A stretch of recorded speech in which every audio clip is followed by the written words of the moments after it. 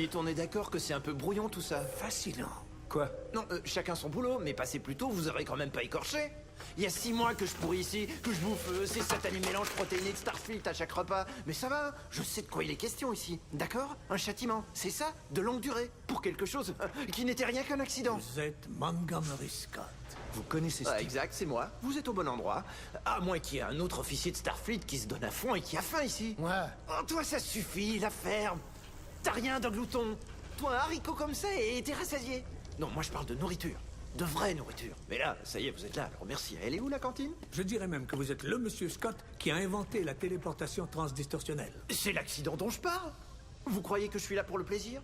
J'ai osé contredire mon instructeur sur la façon dont la physique relativiste s'applique au subespace dans lequel on voyage. Il était persuadé que la distance à laquelle on pouvait téléporter un truc comme un pamplemousse était limitée à 150 km. Je lui ai dit qu'au-delà de téléporter un pamplemousse d'une planète vers une autre planète du même système, ce qui est tout simple d'ailleurs, je le ferais avec un être vivant. Et donc, j'ai testé l'idée sur le Beagle de l'amiral Archer. Je le connais, ce chien. Qu'est-ce qu'il est devenu?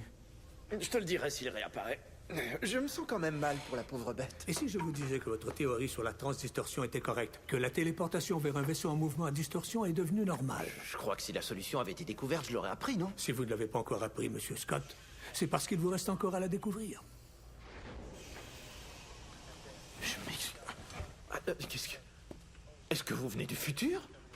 Lui, oui. Moi, non. Mais c'était pas tant, ça. Et dans votre temps, il y a encore des sandwichs? Voilà. Elle est pas toute fraîche. Ces systèmes de déflecteurs sont complètement ravagés, comme d'autres petites choses. Allez-y.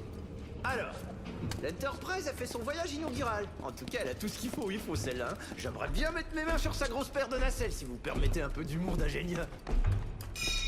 Sauf que, Yannick, disons que j'admette de vous croire, hein, d'où vous venez, puisque j'aurais fait, d'accord? Et on s'entend que j'y crois pas un instant. Vous suggérez qu'on se téléporte à bord de l'Enterprise pendant qu'elle voyage plus vite que la lumière et qu'elle a pas les bons blocs de réception. Et qu'est-ce que tu fous là, toi? Allez, descends immédiatement. C'est une notion qui serait comparable à tenter d'atteindre une balle de fusil avec une balle moins grande, tirée alors qu'on nous a bandé les yeux et qu'on est à dos de cheval. C'est quoi ça? C'est l'équation de la transdistorsion telle que vous l'avez formulée. Ouais, bah ça reste à voir. Oh! Impressionnant. J'aurais jamais imaginé que c'est l'espace qui pouvait se déplacer. Vous embarquez avec nous? Non, Jim, ce n'est pas ma destinée.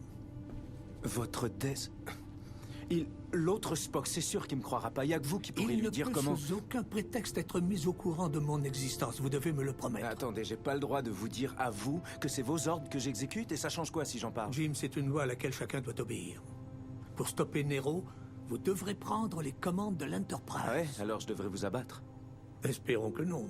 Cela dit, il existe dans le code Starfleet la règle 609. Selon ce règlement, tout commandant qui est importuné émotivement par la mission en cours abandonnera les fonctions de son poste.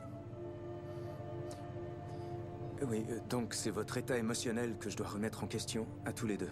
Jim, ils ont détruit ma planète. Alors je vous jure que mes émotions influencent ma démarche. Ce que vous devez faire, c'est me pousser à le dévoiler. Allez, bonhomme. À la vie, à la mort, le sort en est jeté.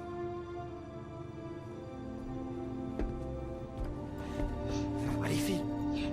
Tu peux pas venir avec moi, va-t'en.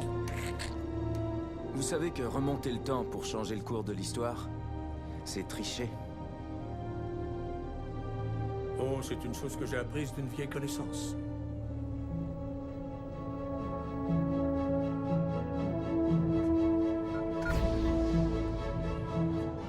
Longue vie et prospérité.